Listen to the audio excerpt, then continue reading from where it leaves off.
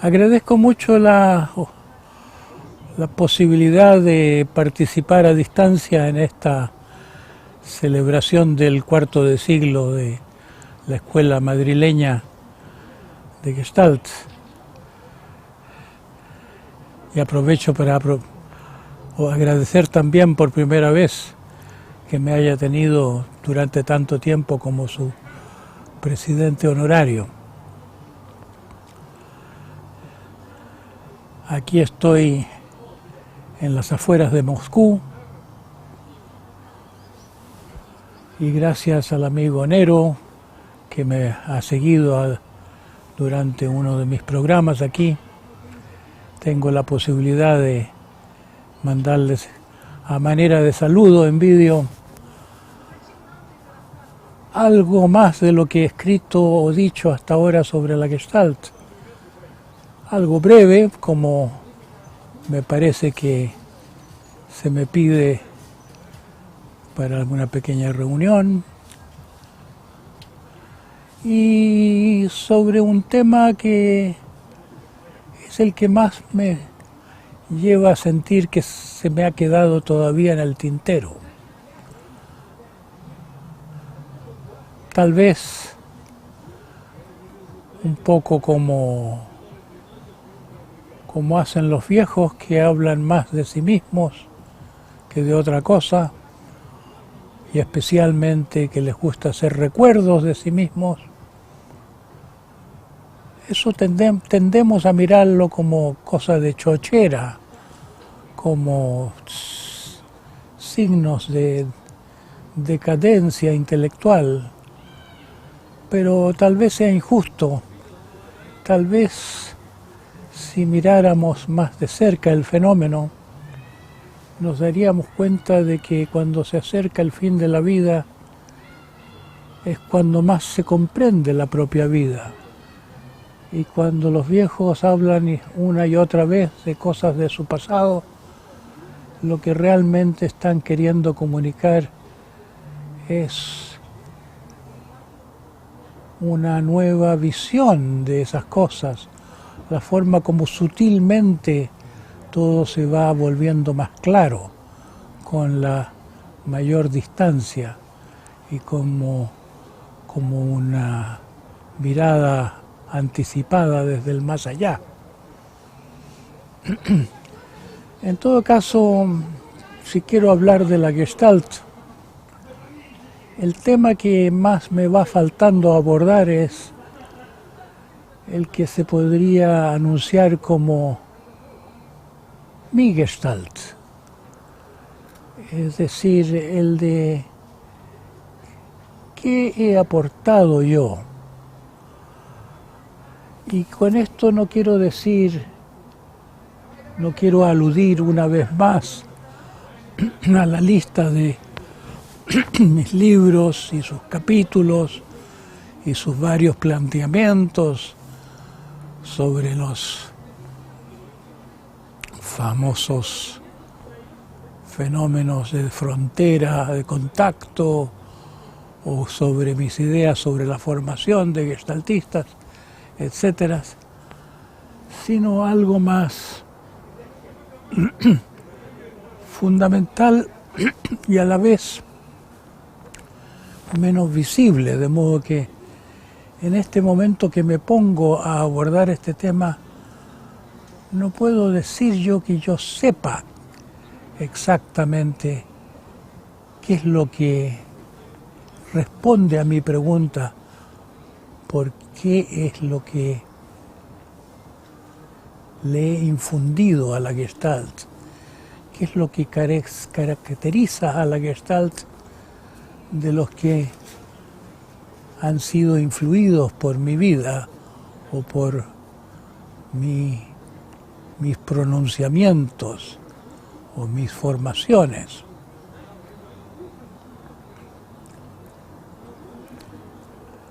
Cuando tuvo lugar el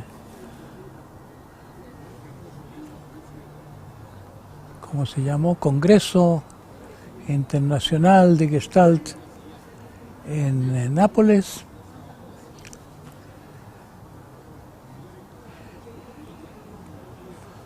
podría decirse que la estructura fundamental de ese encuentro de varios días fue un diálogo continuo, una polémica que sostuvimos con el director del Instituto de Gestalt de Nueva York, Dan Bloom. Pero Antonio Ferrara, al cerrar el Congreso, declaró que solo aparentemente había dos escuelas opuestas de Gestalt, la escuela de la costa este y la escuela que yo decía representar de la costa oeste, pero que en realidad son tres las corrientes en la Gestalt: la californiana, la neoyorquina y la naranjiana. Y no se puede negar que mi influencia tanto en Europa como en las Américas, un poco aquí en Rusia también, entraña características especiales. Podría decirse que al hablar de Gestalt yo hablo de desarrollo humano, que no hablo tanto de terapia como de movimiento evolutivo hacia el estado del que los sufis llaman el hombre completo, que cuando planteo yo una comprensión de la Gestalt, esta comprensión incluye más el factor espiritual del proceso, que muchos no perciben como cosa importante en Fritz Perls, a quienes perciben más bien como una persona opuesta a un diálogo de tipo explícitamente espiritual.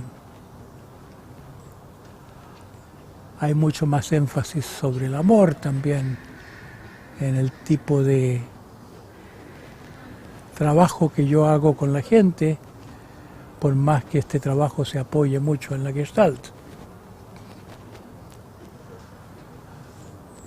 Pero sospecho que no sean siquiera estas las cosas más importantes. Y para comunicar un poco lo que tengo en mente, lo que se me hace presente, no tanto como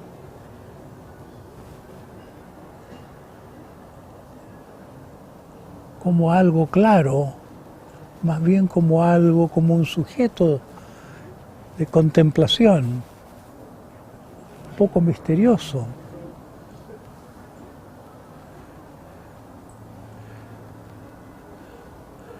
Lo puedo explicar a partir de mi experiencia autobiográfica en el encuentro con Fritz Perls. Antes de conocer a Perls, sabía dos cosas de él. Dos cosas había escuchado yo de él. Una, que era un genio. La otra, que era muy duro, que había que estar dispuesto a sufrir para enfrentarse a él. Tengo la impresión de que me lo habían descrito como un cirujano siempre dispuesto a cortar. Así que con esta expectativa llegué yo a mi primera sesión con él en Esalen.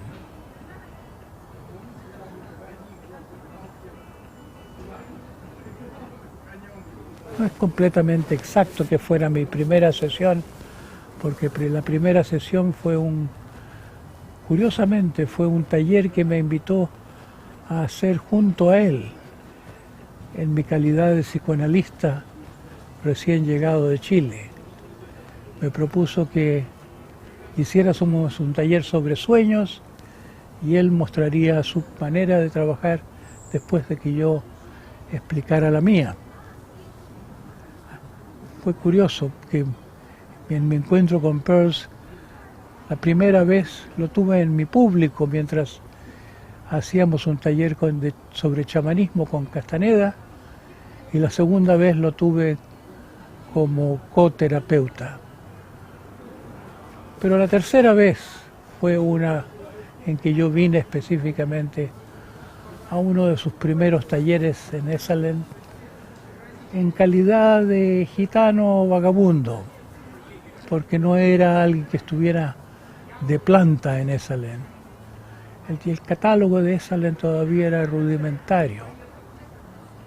Tal vez ya estaba presente el taller al que yo asistía en el catálogo, que era una iniciativa de un amigo mío llamado Paul Herbert, fotógrafo que oscilaba entre trabajar para el estado de California en San Francisco o para Esalen en sus fines de semana. Me preparaba yo para esta sesión posiblemente muy dolorosa y me dije, pero ¿qué pasa si me dice algo que es cierto sobre mí? ¿No vengo yo justamente en busca de la verdad? ¿No me he sentido yo siempre un buscador de la verdad? ¿Cómo puedo ser tan contradictorio de que vengo por la verdad y luego me defiendo de lo que me vaya a decir? Como si me pudiera romper. Y bastó esa reflexión como para que yo me dijera, no me va a hacer sufrir la verdad, voy a agradecerla. Tal vez si me dice algo que no es cierto sobre mí, eso pudiera ser más difícil. Pero no pasaron muchos minutos seguramente antes que me diera cuenta, no, si me dice algo que yo reconozco que no es verdad, qué tonterías fuera que yo sufriese por eso. La actitud justa sería que no me afectara, allá él con su error. Y esa fue mi primera experiencia terapéutica con Fritz. Fue una terapia antes que la terapia, antes que entrar a la sala donde se estaba haciendo terapia. ¿Qué se habló en la sesión? No me acuerdo, pero me acuerdo que cambió algo en mí al cambiar mi manera de ponerme frente a la persona de Fritz. Y un elemento importante para que yo me pudiera poner en esta posición abierta, más receptiva, era un reconocimiento implícito de su maestría. Eso que me habían anunciado al decir es un genio. La palabra genio empezó a usarse, entiendo yo, en Alemania en la época de Beethoven y Goethe, que coincidieron en una misma generación. Fue una palabra que los románticos empezaron a usar en referencia a personas de una cierta estatura titánica que no se debe confundir con el talento. Una cosa es el talento musical o el talento literario, Otra cosa es la grandeza. ¿De qué depende esa grandeza? Yo diría que depende de la estatura espiritual. Era una palabra que no entraba en el vocabulario religioso. Se trataba de personas que habían alcanzado su desarrollo extraordinario fuera de la iglesia, fuera de ninguna doctrina, fuera de creencias, tal vez a través de su propio desarrollo espontáneo, tal vez a través de su obra creativa. Empezó a usarse esa palabra genio. Y yo creo que ya al escuchar yo que Fritz era un genio, yo le di algo como ese significado que hoy en día podría alternativamente llamar maestro.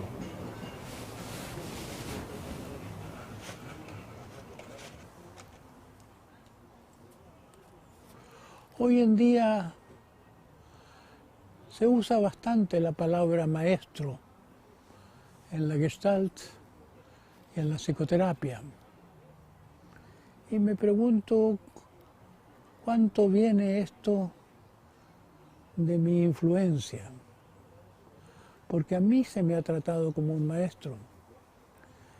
Y el que a mí se me trate como un maestro, yo creo que ha creado un deseo de muchas personas de ser maestros. Y estos deseos de ser maestro no siempre lleva a que las personas hagan el desarrollo correspondiente que corresponde para llegar a la maestría. Hay muchas personas que se vuelven maestros charlatanes. Por eso es un poco cuestionable este aporte mío a la terapia Gestalt. Que yo vea a Fritz como un maestro, que eso me dé a mí un cierto carácter de maestro, ayudándome a pasar ciertas vallas, a aceptar ciertas verdades. Uno se va volviendo aquello a lo que aspira. Como dicen los hindúes, puede el maestro no conocer al discípulo y si el discípulo lo visualiza y lo adora,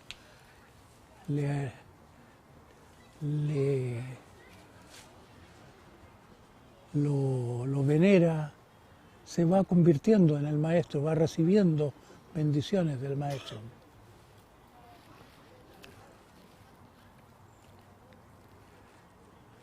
Pero no he contado nada del encuentro con Peirce propiamente en vivo todavía.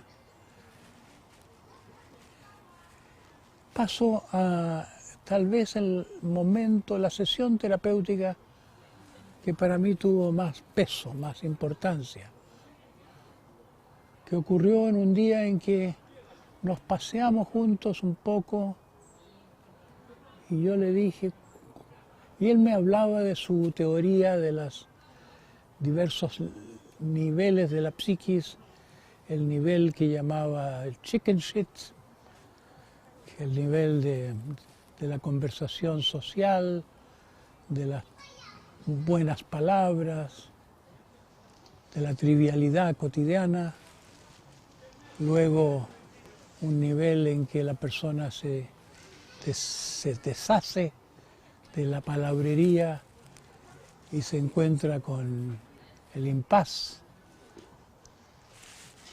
y luego un nivel en que atraviesa este impas a través de una explosión que puede ser de rabia o de risa o de gozo o de llanto, en que queda al desnudo una zona más esencial del psique. Y yo le dije a Peirce, ¿cuándo voy a tener yo esa famosa explosión? Y me dijo, Jim y yo justamente estábamos hablando de ello. Creo que te falta poco. Se refería a Jim Simkin. Y creo que fue muy poco después, en la sesión siguiente tal vez, que conté yo un sueño, creo que lo he escrito en alguna parte, no sé, tal vez en mi autobiografía. Un sueño en que yo iba en coche, iba manejando, tenía unos papeles en el asiento del lado, y por la ventana abierta el viento me llevó los papeles, me hizo volar esos papeles a los cuales yo le tenía tanto apego en mi actitud de persona que siempre toma nota de todo, que toma nota de sus sueños, que toma nota de sus experiencias terapéuticas, que va a Esalen pero y tiene un cuaderno, cuando muchas personas frente al mar y entre los árboles de ese paraje tan lleno de la naturaleza, cuadernos a uno le parece incoherente, incompatible. El viento me llevaba los papeles y era como si no en el sueño, en el acto de contar el sueño, yo tenía conciencia que era como mi parte intelectual que estaba, mi apego intelectual o mi apego a tomar notas y a saber lo que me pasa, lo que estaba en juego. Y Fritz, al escuchar este sueño, lo primero que me dice es: sé el viento. Y yo había estado no mucho tiempo antes de esto en casa de Rob, un hombre que fue uno de los discípulos de Uspensky, que instaló en California un trabajo semejante al trabajo que se hacía con Gurdjieff primero y luego con Uspensky, con los famosos movimientos. Y era un conversador muy elocuente, que sabía muchas cosas y tenía mucha profundidad. También fue una de las personas que se interesó tempranamente en los psicodélicos. Alguien me llevó a la casa de Rob y ahí presencié los movimientos, estuve en una reunión con él, y entre las impresiones de esta visita de Rob, una de ellas fue visitar una casa del té. Estaban construyendo una casa para la ceremonia del té y en la puerta interior, o el exterior, no me acuerdo, en la puerta de esta casita, una puerta baja, porque hay que entrar a la ceremonia del té agachándose como símbolo de hacerse pequeño. Había una representación de una divinidad japonesa, un dios del viento, rodeado de llamas, una figura muy poderosa, de estas figuras terribles parecidas a las tibetanas, esas figuras que representan aspectos de la divinidad que aplastan el ego, que no lo tratan a uno bien. Un poco como Fritz Perls, que era una persona dura, pero al servicio de la destrucción de la neurosis, más que del apoyo a las personas.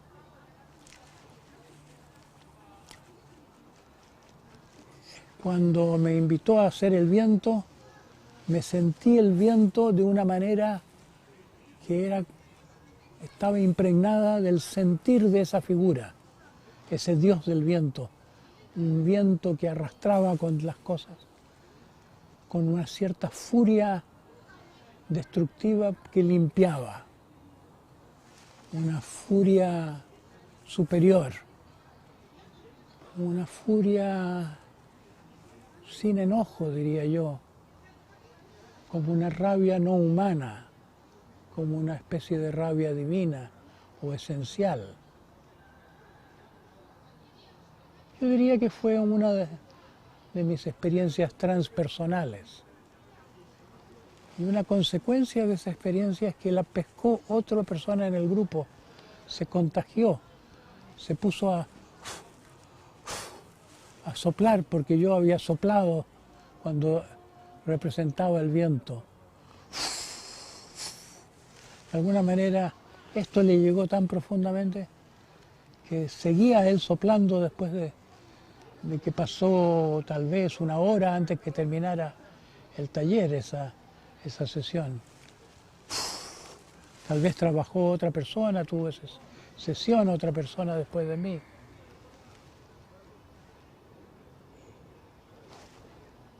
Solo que el otro tipo, el que se contagió, hizo una psicosis. Y me hizo sentir muy claramente cómo se conectan la experiencia superior y la psicosis, como si la psicosis fuera una experiencia espiritual que se va por mal camino, o que cae en un suelo insuficiente para sostenerla, como que hubiera una confusión. Y esta alteración, este estado de esta persona al terminar nuestra sesión fue lo que me llevó a tener una conversación con Fritz. Me fui a ver a Fritz a su cuarto. Nunca había entrado en el cuarto de él, estaba en un segundo piso, en la casa del frente, a donde nos reuníamos. Estaba jugando ajedrez con alguien que yo no identificaba.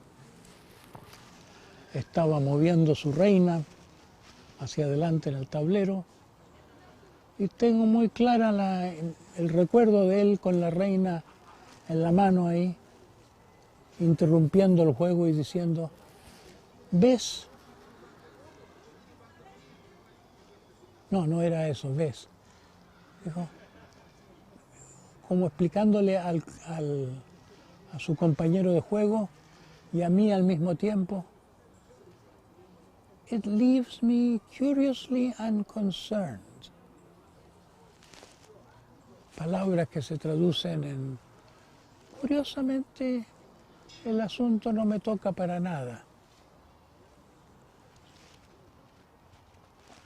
Ahora,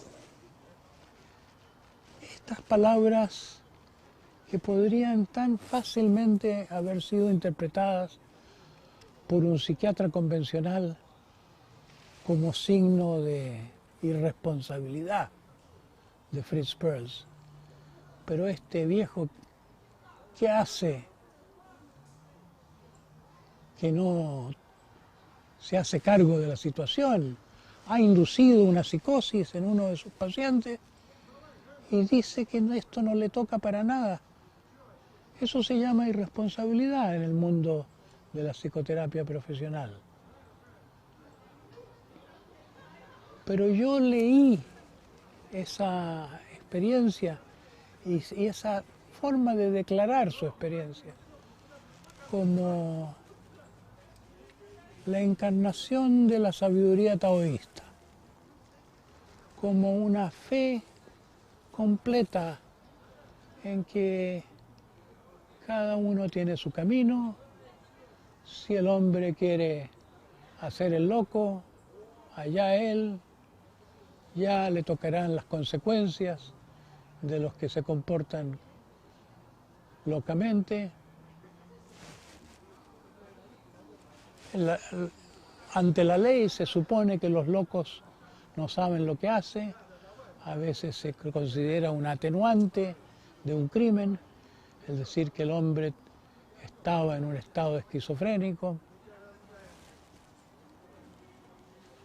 Para Perls no había irresponsabilidad, somos responsables de todo, somos libres. Y a él lo que le tocaba era lo que le salía, como dirían en España, lo que le salía de los cojones. Él sentía lo cual era su camino, como en la famosa plegaria de la Gestalt tan citada, en que dice, Tú haces lo que haces, yo hago lo que hago, y si nos encontramos, magnífico, si no, ¿qué se le va a hacer? O algo por el estilo. No puedo explicar, creo que me estoy extendiendo ya demasiado.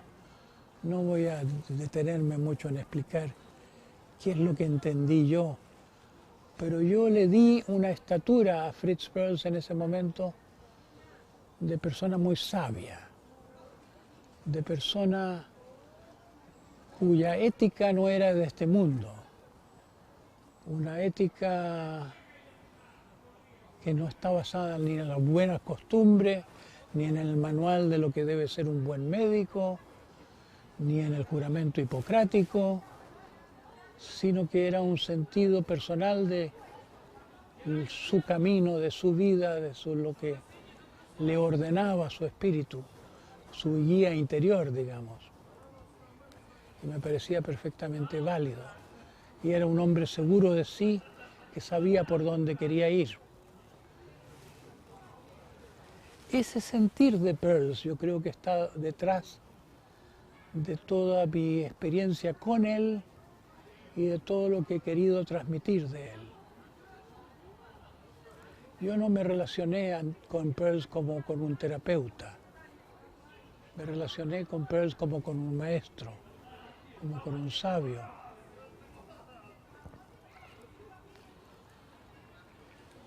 Y tal vez como consecuencia de ello,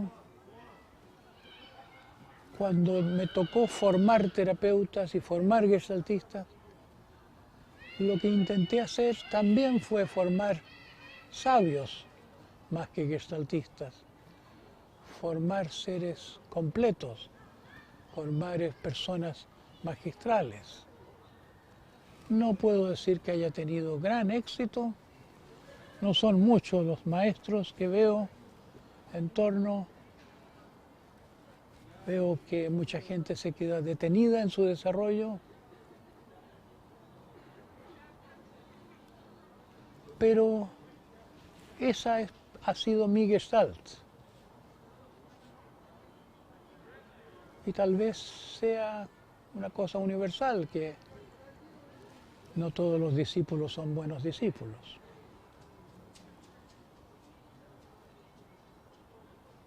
En todo caso,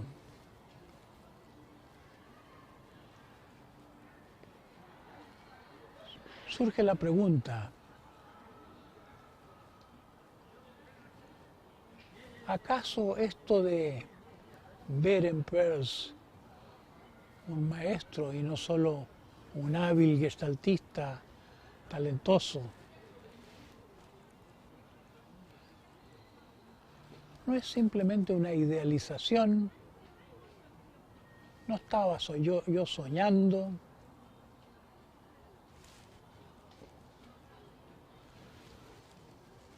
Y claro que puedo relacionarlo con muchas cosas semejantes en mi vida. Por ejemplo, cuando dieron el film La montaña sagrada de Jodorowsky, yo fui 7 veces a ver esa película en compañía de muchas personas notables. Recuerdo ir con el rabino Salman Schachter, que era el rabino más eminente de Estados Unidos y de Canadá, cuando hubo un encuentro de rabinos con el Dalai Lama en los años 90, creo, fue el jefe de la delegación judía. Y Salman, después de ver la película, me decía, interesante, pero yo creo que tú ves muchas más cosas en el film que lo que quiso poner Jodorowsky. No sé si es un film tan extraordinario, tan lleno de significado como tú me comentas.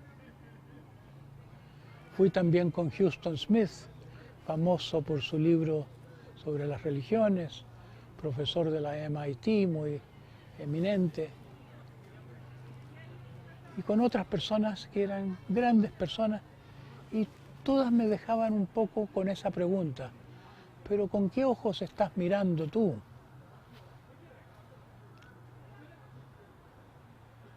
Cuando conocí a Jodorowsky, o lo reconocí porque lo había conocido en la juventud, pero no éramos amigos todavía. Cuando lo conocí, él se sintió comprendido. Yo le dije, he visto expresadas ciertas cosas sobre el desarrollo humano que no he visto en otros símbolos, que no en otras obras de arte. Él se sintió correspondido. Pero me deja la pregunta, y cuando yo traje al mundo a Bob Hoffman, se puede decir, le di una prominencia, de tal manera que empezaron a acudir personas, empezando por los del SAT de American. Cuando Bob Hoffman me pidió que escribiera un prólogo para un librito que había hecho, que no me acuerdo que si se publicó o no al final, yo le dije que yo escribí que me sentía como un Juan Bautista, que yo le había dado el nombre a ese proceso. Pero en realidad yo estaba implícitamente poniéndome como Juan Bautista ante Cristo. A Bob Hoffman lo veía como alguien que había aportado al cristianismo algo que le faltaba con este proceso de reconexión con el amor, con el vínculo amoroso a los padres. Le daba una gran estatura. Lo veía a Hoffman como uno de esos sufis que dice la tradición sufi que son tan raros de encontrar como un camello en el desierto. Y Ichazo también fue parte de mi vida, dar a luz a Oscar Ichazo, que se decía emisario de una escuela misteriosa, la escuela madre en que se había formado Gurdjieff. Y mientras estuvimos con él, la gente con que yo conecté con él, la gente que yo seleccioné para este grupo que fue a Arica, mientras estábamos con él estábamos como ante un indudable maestro de gran estatura. Pero cuando yo me aparté o me apartó él, cuando nuestros caminos divergieron, él cayó en una especie de olvido. Y la gente suele pensar en él como en un charlatán, como una persona dudosa. Entonces yo tenía un efecto de proyectar una fe sobre ciertas personas a través de lo que se podría decir una idealización, pero de tal manera que como resultado de eso se han operado grandísimos cambios en las personas. Muchas personas se han beneficiado del proceso Hoffman o del legado de Ichazo.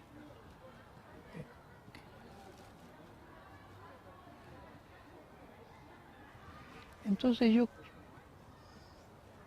podría decir de mí fácilmente, de acuerdo a mi conocimiento de la psicología de los eneatipos, mi tipo es tótem, yo soy un totemizador, yo soy uno que sobreidealiza a ciertas personas, los eleva demasiado, y esto es ilusorio. Y sin embargo, con la perspectiva de la vejez, me inclino más a pensar que mi caso ha sido como el de Milarepa, que también idealizó a su maestro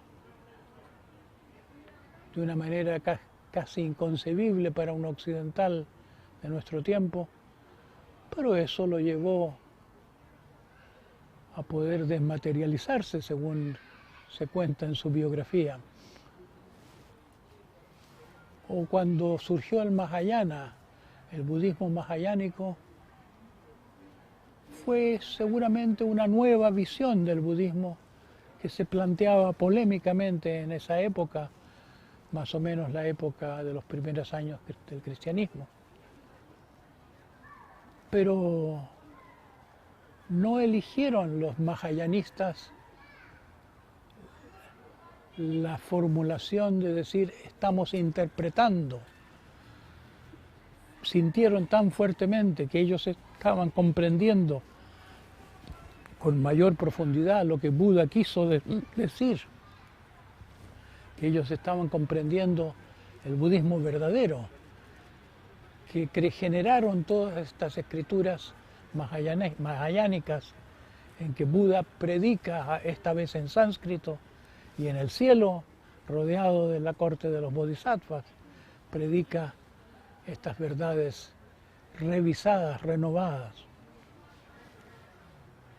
Entonces esta palabra significado, la palabra interpretación que genera los significados, esta palabra que es el objeto de la hermenéutica, no es algo que debamos desdeñar tan fácilmente como una arbitraria subjetividad que se superpone a los significados originales reales, sino que la vida tiene y incluye la vida de la cultura, la vida de la conciencia, un proceso hermenéutico continuo en que se van refinando ciertas verdades.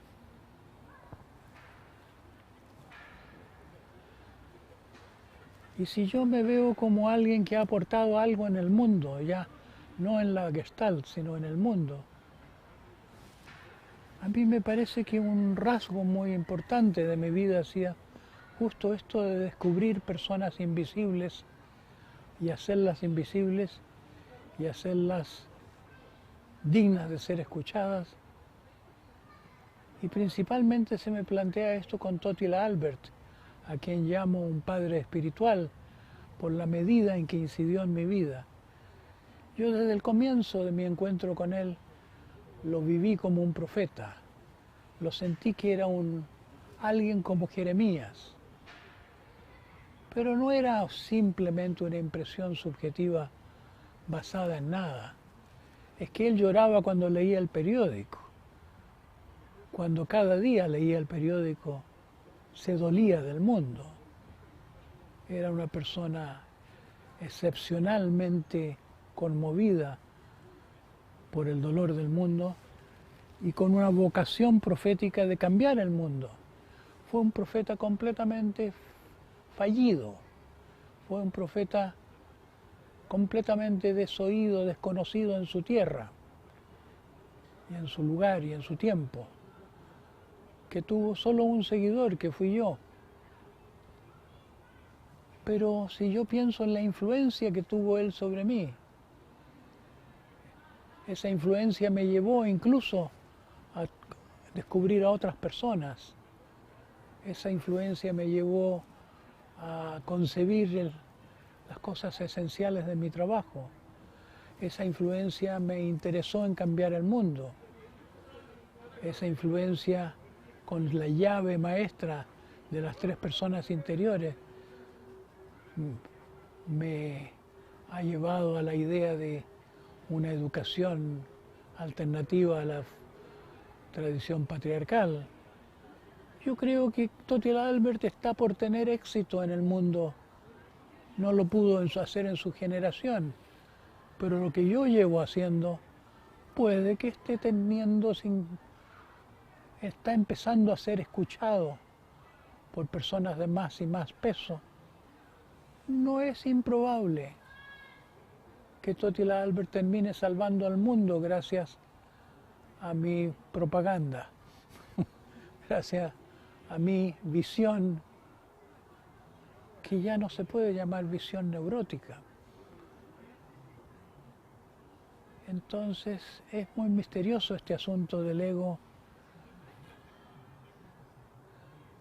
que es un enemigo personal, es un obstáculo a nuestro desarrollo durante un tiempo,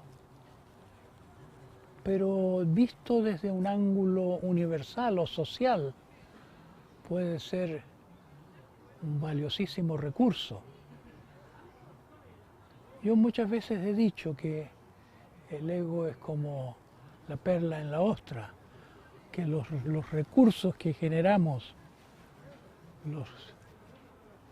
para defendernos del mundo como parte de nuestro ego, el querer retirarnos, el querer agredir, el querer seducir, el querer demostrarse grande, que todos estos recursos que necesitó nuestro pequeño ego para sobrevivir, luego cuando ya no los necesitamos nosotros, nos sirven a nosotros para otra cosa, sirven para los demás.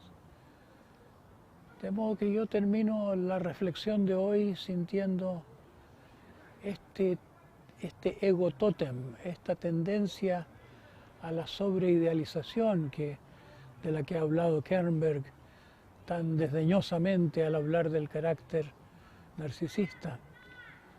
Esta tendencia a elevar exageradamente con los ojos de un niño muy pequeño hasta volver a casi divino al otro,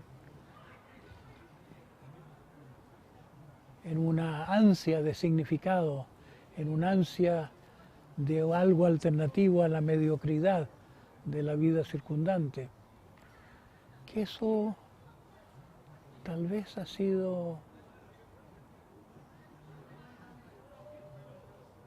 lo que más le ha servido a los demás de mi actividad. Y si yo lo hiciera bien, terminaría volviendo a mencionar la Gestalt, pero no se me ocurre cómo. Espero que sea un buen final, que termine hablando de un asunto más universal. Me sugieren que le dé algunos consejos a los gestaltistas, pero no me siento mucho en el ánimo de entrar en el discurso gremial de la Gestalt. Y me quedaría yo con que los gestaltistas traten de ser personas, grandes personas, fieles al ideal de la autenticidad